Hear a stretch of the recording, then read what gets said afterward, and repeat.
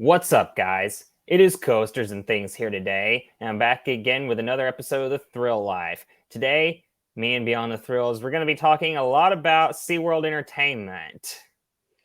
Yeah, two really big announcements within the past 5 days. So that's our main purpose for this episode today, is to talk about both Penguin Trek and Phoenix Rising. So first off, we knew about this coaster for a little while because we had seen Trek on site, but SeaWorld Orlando just announced Penguin Trek. And first off, all I have to say first off is SeaWorld and B&M, you've done it once again.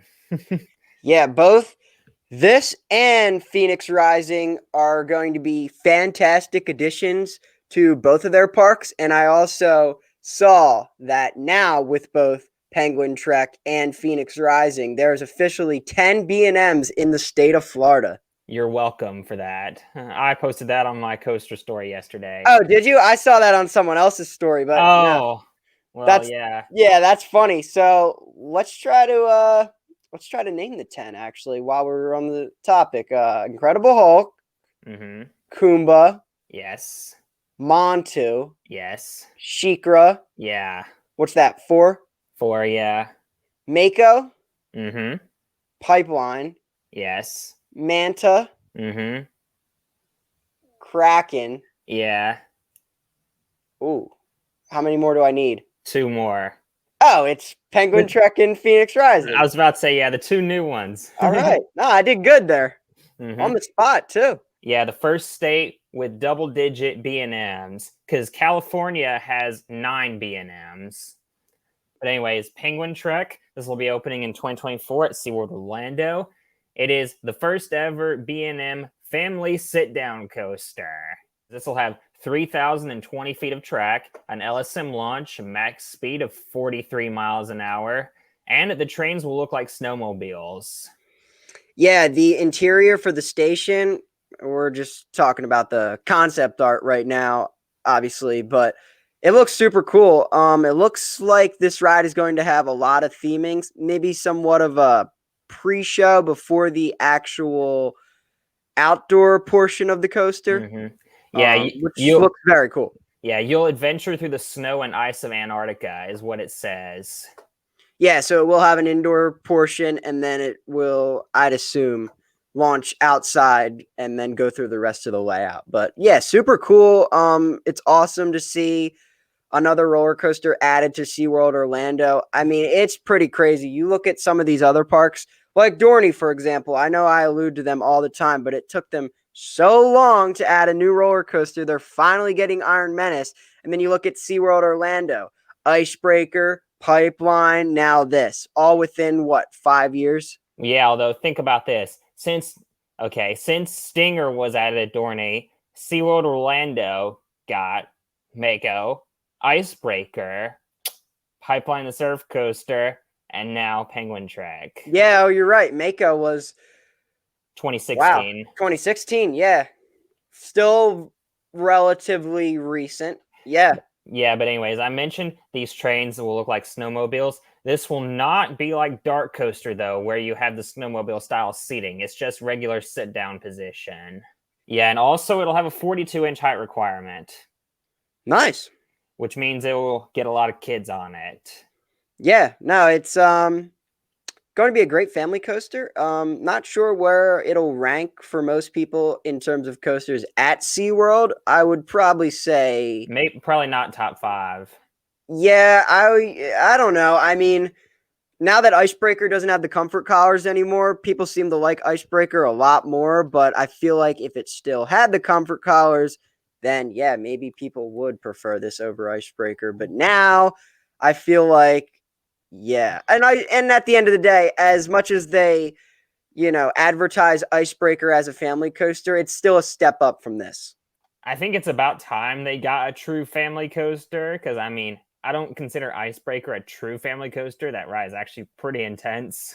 Yeah, like I said, it's like a notch above what this is going to be. So now we're going to talk about Phoenix Rising. I'll say this announcement caught me off guard. I was not expecting this. Busch Gardens Tampa did no teasing for this announcement at all.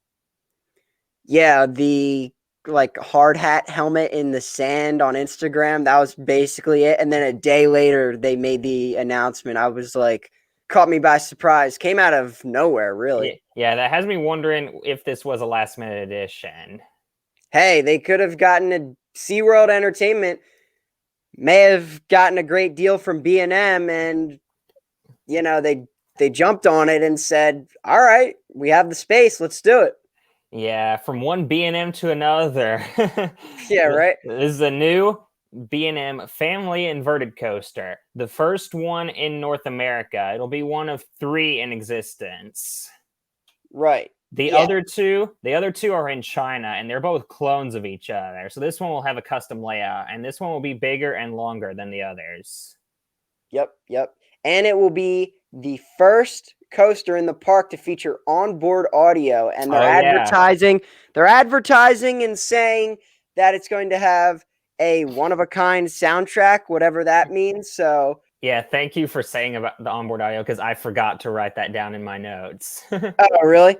But anyways, this is going in the Pantopia area. This will be replacing Sand Serpent, which was their Wild Mouse coaster that got removed this year. And safe to say this will be way better than Sand Serpent ever was. Sand Serpent was so dull, even for a Wild Mouse. In case you're wondering about the name actually refers to Phoenix, which was their looping starship ride that was removed in 2018. The same ride as Berserker at King's Dominion. You know that ride. Right, yeah. And I actually got the chance to ride both Sand Serpent and Phoenix. I'm not complaining that both of those were removed. I didn't like either one of those rides. But anyways, I was a little wary of this edition when I saw it first, because these editions, they run one train. Oh, yeah, that's right. And BGT gets crazy crowds. Yeah, I'll be honest. You look around the industry, and there's a lot of new roller coasters opening at major parks this year that do only run one train. And I feel like parks didn't think that through. You look at the Vekoma family boomerangs like Holiday World and Kings Island, those rides run one train. Plus, they get crazy attendance. Another reason why I was a little wary of this edition, it's an inverted coaster, and they already have Montu. I don't know, man. It's cool for BGT. I feel like there were better parks. Yeah. I don't know. If you ask me, honestly, between Phoenix Rising and Penguin Trek, I think those editions should have been flipped. I think SeaWorld Orlando should have gotten the family invert, and that BGT should have gotten the family sit down for the B&Ms. That's a good argument. Yeah, you're not wrong. You are not wrong. But anyways, I wouldn't be surprised. Phoenix Rising. I wouldn't be surprised if a lot of people call it Mini Montu. Yeah, that's a good point. They're both the exact same color of blue for track. The restraints on these rides, they're like vest restraints minus the vests. They have the lap bar portion, the big lap bar portion that comes down on your lap, and they have the grab handle bars that are on the side, but not the vest. Oh, okay. So yeah, that's all I gotta say about that. I know that was a lot. No, you're good. Again, I think you make a really strong argument that you really could flip them. Yeah, I think they should have been flipped. I think they would have been better had they gone to the other park. Both of them I'm talking about. Yeah, no, you definitely make a strong argument, man. All right, now we're going to talk about Loch Ness Monster at Busch Gardens Williamsburg. It's set to go through some major changes this off-season. So the park is really going through a full refurbishment, adding new portions of track.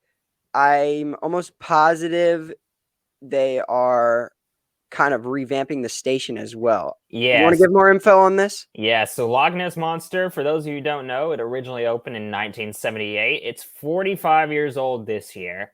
It was the first coaster ever to feature interlocking loops like this. And it's actually closing on October 31st, Halloween, this year, to get a major refurbishment. There will be a last rides weekend for pass holders on November 4th and 5th, though. You rode it very recently. Once, yeah. I'm glad I got to ride the original one time. Your thoughts? It's okay. It doesn't do a whole. It's not bad at all. It doesn't do a whole lot though, aside from the loops. You also have Tennessee Tornado at your home park, which looks I know. significantly better. I know. I'm spoiled when it comes to arrow loopers. Yeah. But yeah. There will also be a first rides event for pass holders when it reopens next year. But about 30% of Nessie's track is getting replaced with new track. I like how you called it Nessie there. Yeah. But anyways, the manufacturer, we don't know who's fabricating the new track. Could be Gerstlauer or it could be S&S. Those are my two guesses.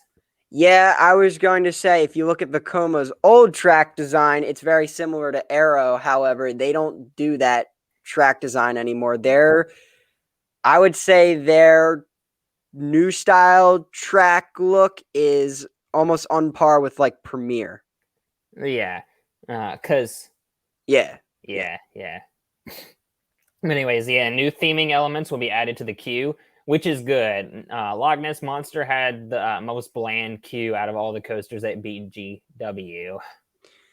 Yeah, I would say maybe the other one that is kind of close is like Pantheon. That doesn't look to have much theming at all, besides a couple signs and banners. Pantheon has more than Loch Ness Monster does.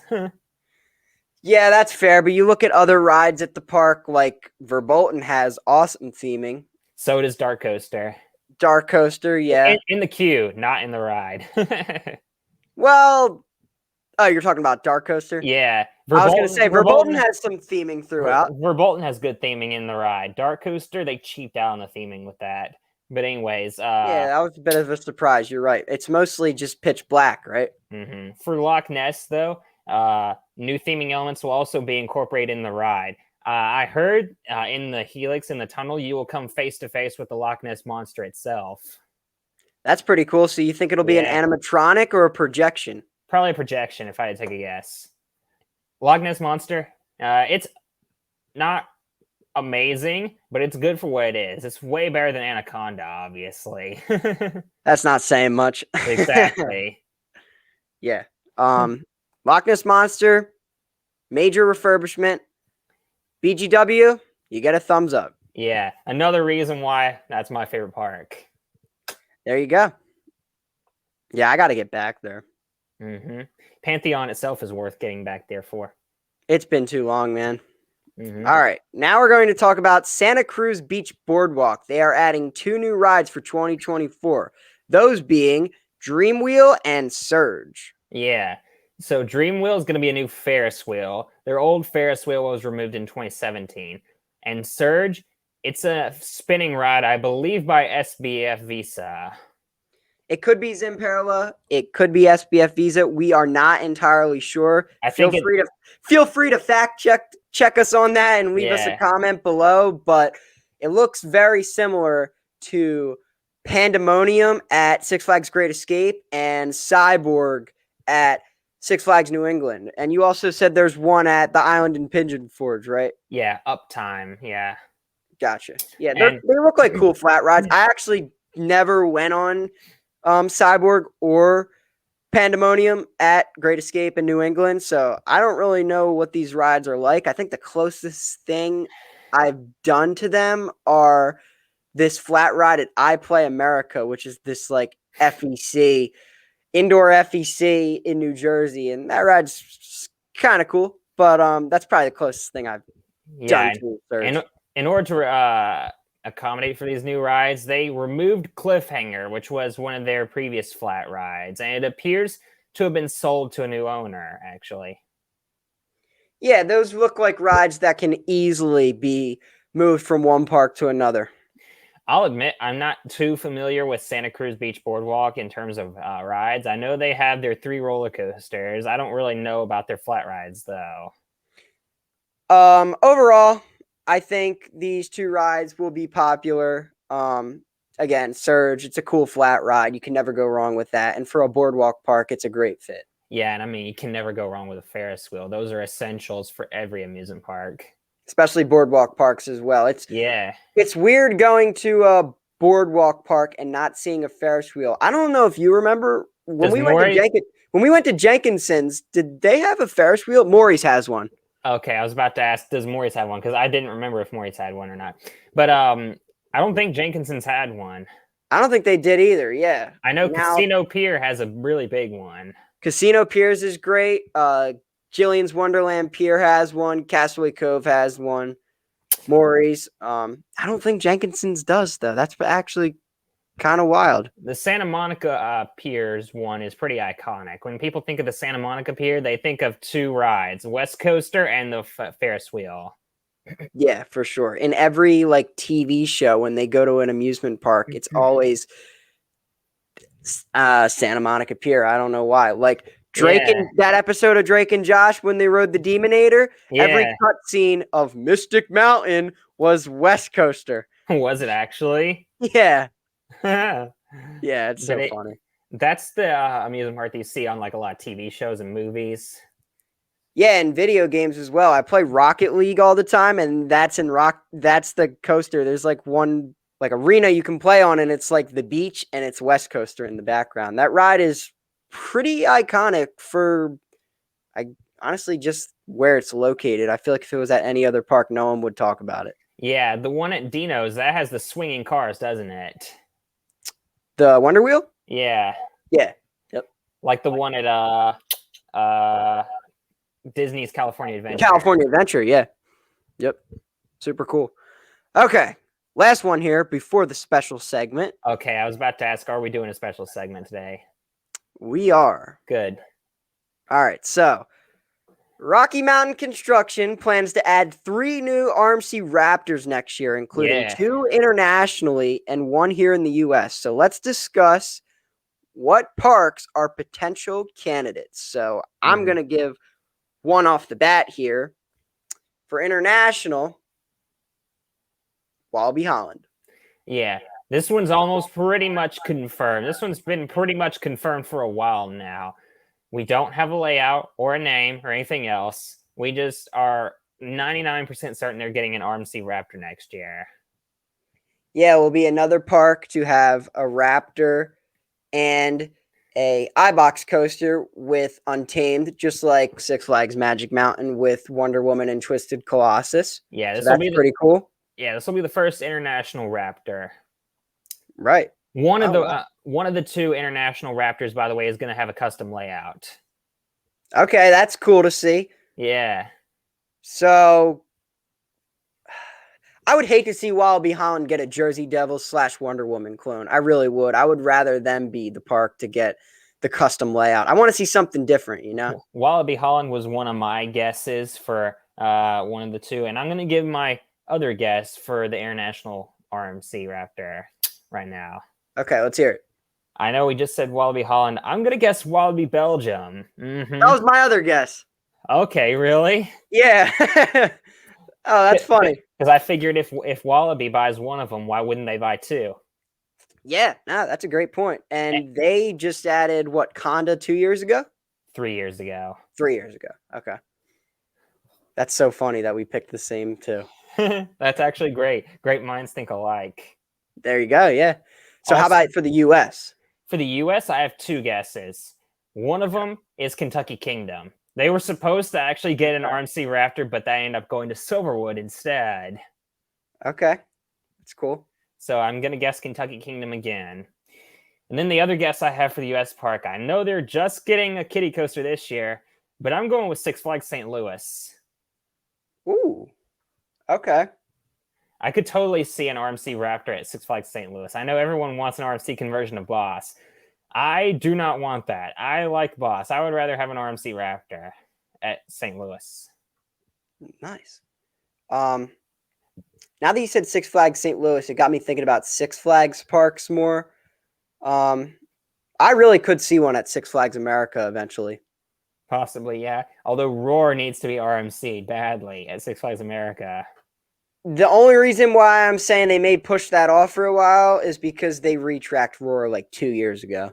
And it does not show at all. That ride is abysmally rough. I didn't hate that ride. I mean, again, it's been a number of years since I went to Six Flags America, but I don't remember it being that bad. Like Wildcat at Hershey Park, I feel like was way worse than Roar. Would you agree with that? Yeah, possibly. I'm trying to think of another international park that one of these RMC Raptors could go to. Also, Roar didn't have seals that lived under the brake run. Oh, like Wildcat at Hershey Park. Yeah. But maybe Skyline Park in Germany could get one. Yeah. Or I don't think Thorpe Park would get one. Nah, I don't think so either. What about like Parque Warner?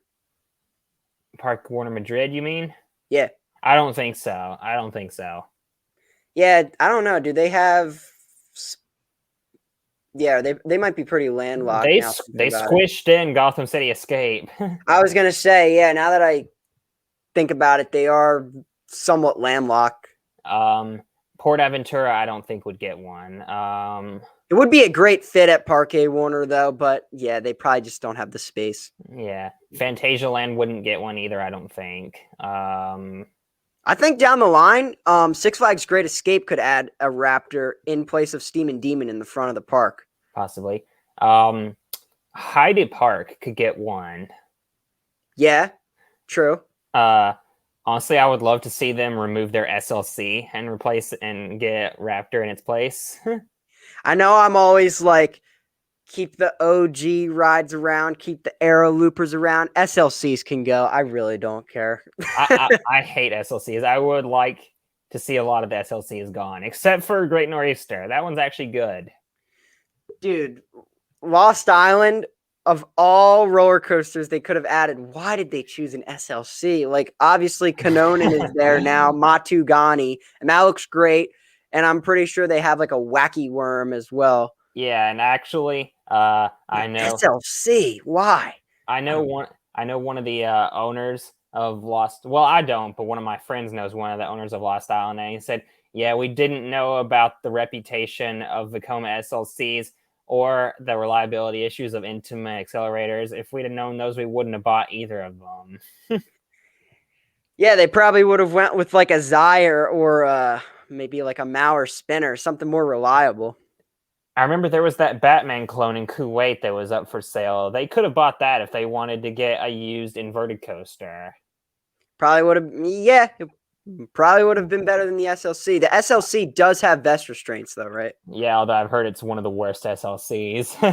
It wouldn't surprise me at all. It's relocated. Relocated coasters are never as smooth as coasters built in their original home. Yeah. Unless it's Phoenix. Unless it's Phoenix at Knoebels. Okay, yeah, that's true. So to wrap up this topic, because I don't want to spend too much time on this, almost time to move on. But if you could have one more guess for a U.S. park right here on the spot, what would it be? Yeah, Six Flags Discovery Kingdom. Cool. All right, so let's move on to the special segment. And for those of you tuning in for the first time, Jason is never aware of the topic beforehand. I really just put him on the spot. So let's see what he comes up with today. So if there was one coaster model you could have at your home park, what would it be and why? I already have my guess, but I'm going to go with you first. Or my pick, not guess, sorry. Man, this is hard. Do you want me to go while you think? Yeah, go ahead. I would go with an RMC iBox, absolutely. Yeah. Because yes, we have El Toro, which Great Adventure is my home park for those that don't know. We have El Toro, but I don't feel like Jersey Devil Coaster has that great of airtime. So I would go with an RMC iBox because I feel like Jersey Devil is not even quite to the same level as other RMC coasters when talking about airtime. So yeah, I would go with the RMC iBox because every other RMC iBox coaster I've been on, Jersey Devil is the only Raptor I've been on, has significantly better airtime than Jersey Devil in my mind. For me, for Dollywood, okay, you can probably guess this. when most people think of Dollywood for coaster models they need, one comes to mind right off the bat, and I'm going to say it. Mock Extreme Spinner. Okay. Yeah, Jack said that, right? When we had him on? Exactly, yeah. Most people want that the most for Dollywood. I probably do too, if I'm completely honest. Time Traveler was so good at Silver Dollar City. Yeah, man. That's a great pick. I really, you know what would be awesome though? A Ride to Happiness clone. Yeah, yeah. As great as Time Traveler looks, Ride to Happiness looks that much better. Mm-hmm. Yeah, that's a great pick, man. And, okay, I'm not sure what Six Flags Over Georgia could get. Actually, yes, I do. Six Flags Over Georgia needs an air launch. Yeah, yep. As great as the surf coaster I feel will be, I think they would have benefited more from like a Max Force style ride. Mm-hmm. Yeah. Which for like the longest time, that's what everyone was assuming they were going to add next, but we were wrong. All right, so pretty short special segment today. Jason, is there anything else you want to add real quick before we close out? I'm trying to think of something. I can't think of anything. Okay. All right, so I guess we'll just call it now. Thanks everybody for tuning in. We probably will not drop a new episode for about another 2 weeks, considering we just released an episode a few days ago with CJ. Go check it out if you haven't already. We listed off our top 5 most underrated roller coasters. So that was a fun time. And yeah. So thank you all so much for watching. Be sure to stay tuned for more episodes of the Thrill Life coming. If you want to know all about the greater amusement industry. And this is Coasters and Things and Beyond the Thrills. Signing out. See y'all later.